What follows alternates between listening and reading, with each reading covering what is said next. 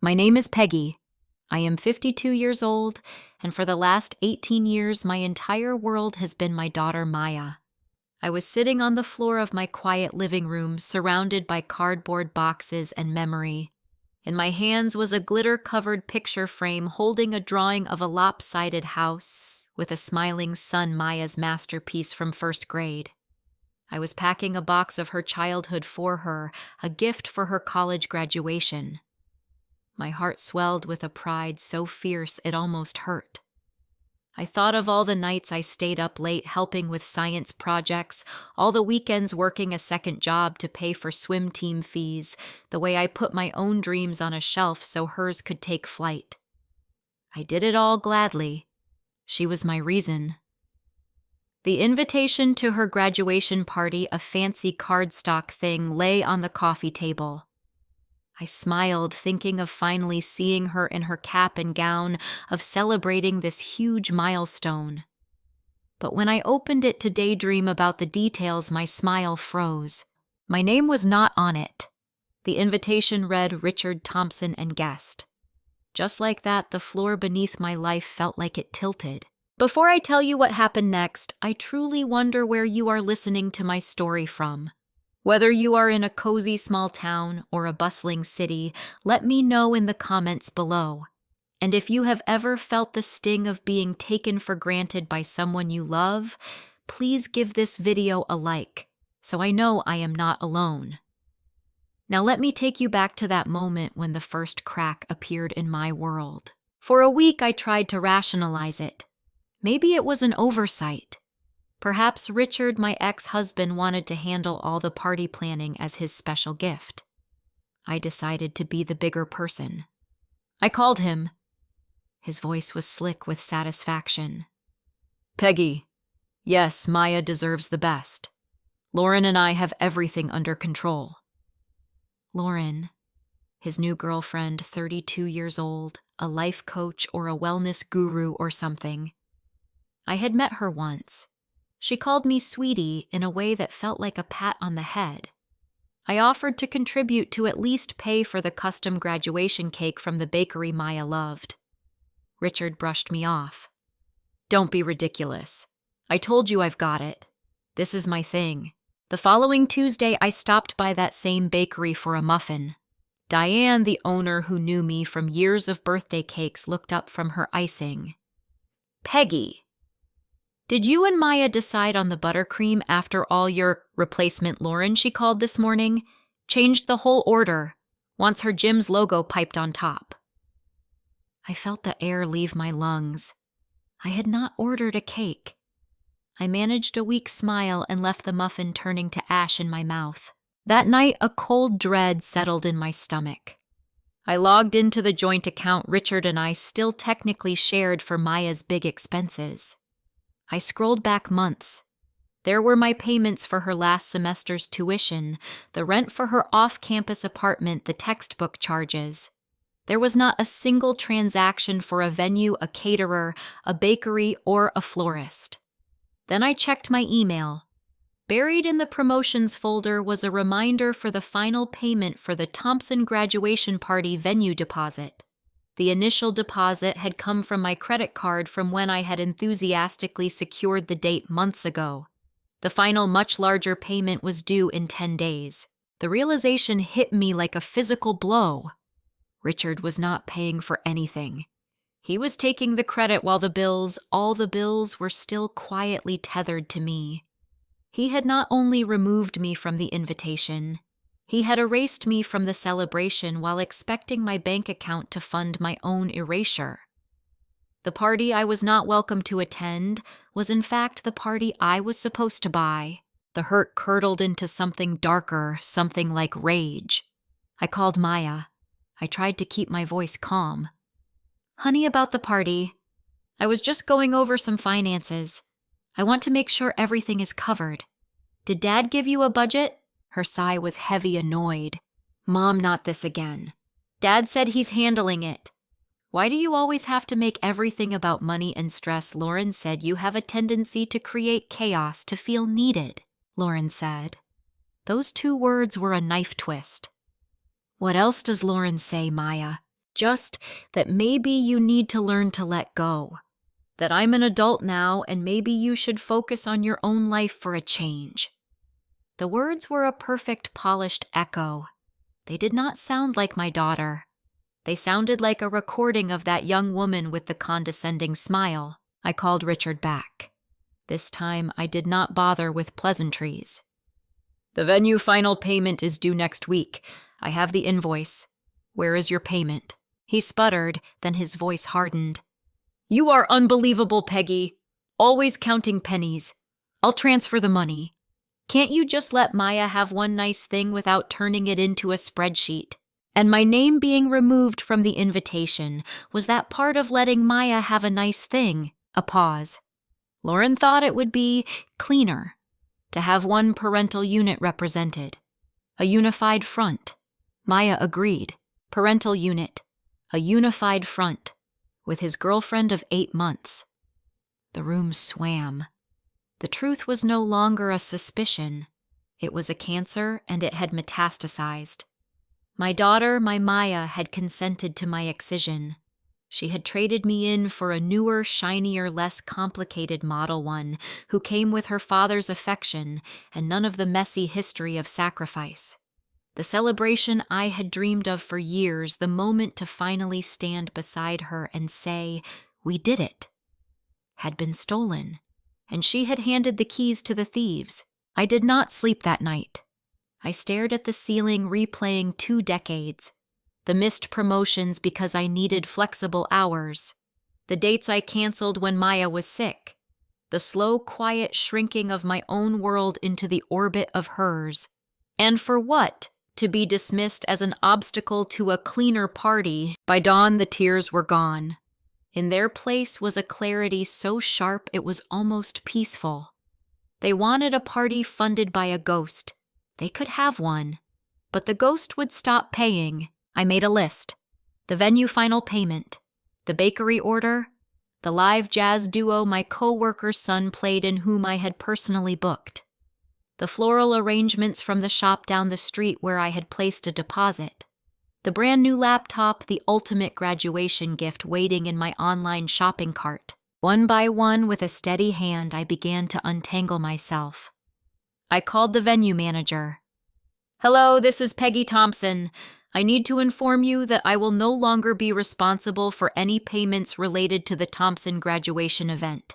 All future billing and confirmation needs to go directly to Mr. Richard Thompson. Please update your records. My voice did not shake. I repeated the same script with the florist, the band leader. To the bakery, I simply said, please cancel the order for the Thompson cake. Any new orders will need to come directly from Richard or Maya Thompson. I deleted the laptop from my cart. I did not call Richard. I did not text Maya. I did not send a fiery email. I performed this financial severance with the quiet efficiency of a surgeon removing a tumor. Then I went to the bank and closed our joint account, transferring the last of my money into my private one. The finality of the banker's stamp was a quiet, powerful thing. On my way home, I walked past a boutique and saw a simple, elegant emerald green dress in the window. I went in and bought it for myself. It was not a dress for a graduation party. It was a dress for a night at the theater. I bought a ticket for a show for the night of the party. The silence from their end was deafening for 2 weeks. I filled the space. I had long lunches with an old friend from my teaching days. I deep cleaned my apartment. I felt a strange, unfamiliar lightness. The constant low-grade anxiety of managing Maya's life, of anticipating needs, was gone. A week before graduation, the silence broke. Richard called his voice a low growl. What the hell did you do? The venue just called me demanding payment. They said you withdrew. I informed them of a change in financial responsibility, Richard. You're the host.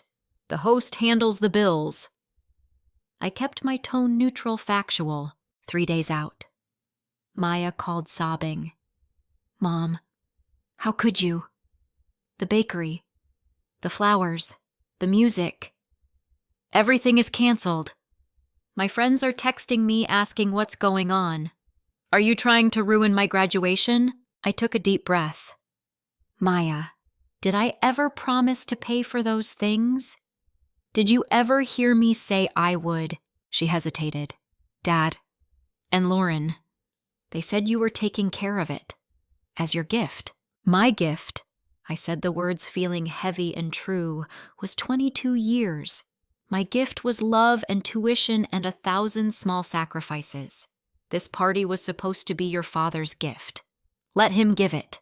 The day before graduation, Richard's final call came. He was shouting threatening legal action, calling me a bitter, vengeful woman.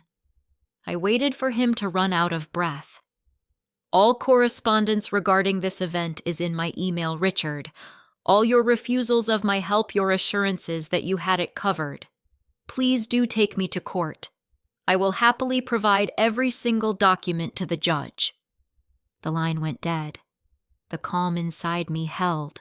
Graduation day was bright and cloudless. I wore a nice pantsuit and sat alone in the sea of cheering families. I saw them across the lawn.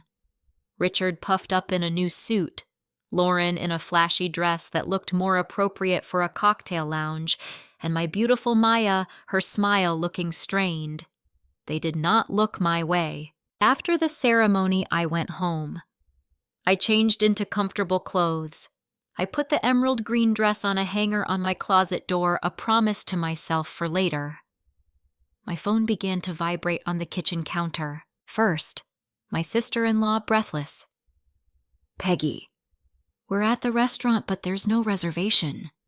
They're saying they need a huge payment to even open the private room. Richard is arguing with the manager. Then a text from Maya's roommate, Emma.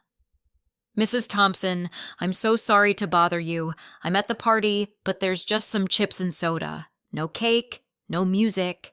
Maya is crying in the bathroom. Your ex and his girlfriend are having a screaming match. Finally, Richard.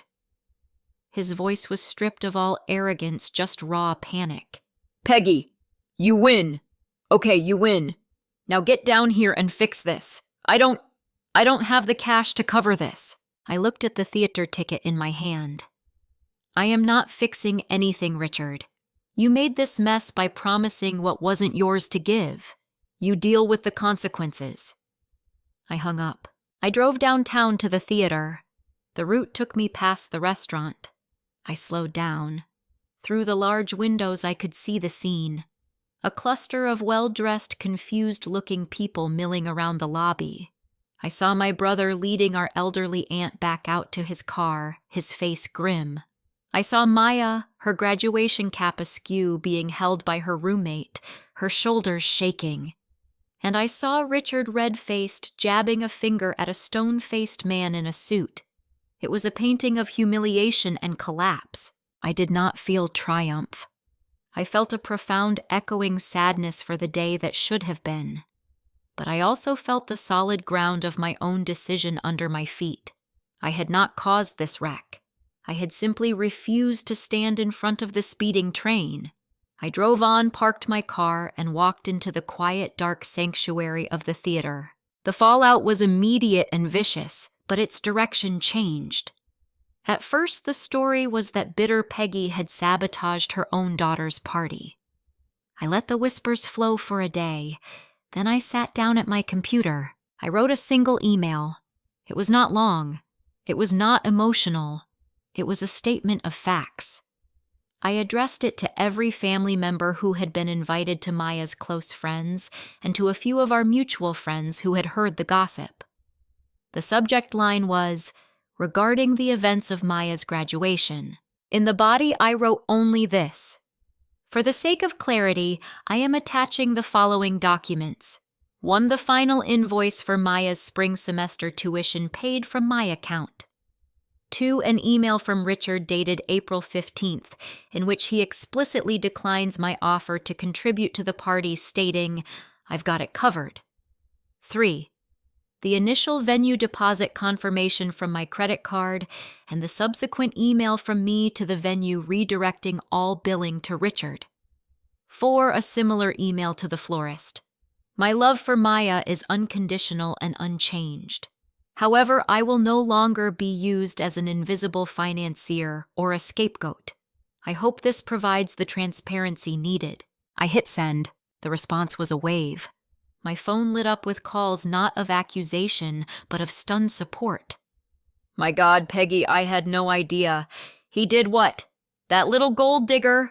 Richard and Lauren were bombarded. Their narrative crumbled under the weight of receipts, literally. Maya, I heard, was furious with me then with them, then just lost. The tipping point came from an unexpected source. Richard's older sister Margie, a woman of few words and no patience for nonsense, called Maya. I heard about the conversation later. Apparently, Margie said, "Did you know your mother pawned your great-grandmother's sapphire ring to make the deposit for your freshman year dorm, the same year your father bought that new bass boat? You think about who really held you up, girl. You think hard." Summer came. I took a small trip to the coast by myself. I listened to the ocean read novels and did not think about schedules or tuition payments. I enrolled in a pottery class. My hands used to typing and cooking and worrying learned to shape something new from formless clay. It was messy. It was slow. And it was entirely for me. I learned that love should not be a debt to be collected. It should be a gift freely given, and if you are lucky, freely acknowledged. The absence of that acknowledgement does not diminish the gift's value, but it does change the giver's responsibility to keep giving endlessly into a void. Maya showed up at my door in late July. She looked older, thinner. The entitlement was gone from her eyes, replaced by a hollowed-out shame. "Mom," she whispered, "I am so sorry. I was so stupid. I got caught up in wanting the perfect picture. Dad's new life, Lauren's coolness. I thought it meant I was moving up. I treated you like you were holding me back." She had not spoken to Lauren in weeks. Things with Richard were icy. I let her in. I made tea. I listened. And when she finished, I hugged her. The feel of my child in my arms was both familiar and achingly different. "I forgive you," I said, meaning it. But things can't go back to how they were. We have to build something new. And it has to be based on honesty and on seeing each other clearly, not on what I can buy for you or how you can make me feel needed. She cried. I cried a little too, but they were cleaner tears. The lesson I learned is not about revenge. It is about integrity. Sometimes the strongest thing you can do is not fight louder, but step back silently and let the false structure, the one built on your silent labor and their lies, collapse under its own weight. My truth was not a weapon I used to attack them. It was a shield I finally raised to protect myself. And in that space behind the shield, I found a woman I had forgotten, Peggy, 52, capable, and finally peacefully her own. To everyone listening, thank you for sharing this time with me. Has there ever been a moment in your life where you had to choose between keeping the peace and keeping your self-respect? How did you find the strength to draw that line? Share your story in the comments below. Let's create a space of understanding. If my journey resonated with you, please give this video a like to help others find it. Subscribe to this channel for more stories about finding your way back to yourself. And if you know someone who needs to hear that it is okay to stop funding their own disappearance, please share this with them. From my heart to yours, thank you for listening. Be kind to yourselves. You are worth more than the role others assign to you. Goodbye for now.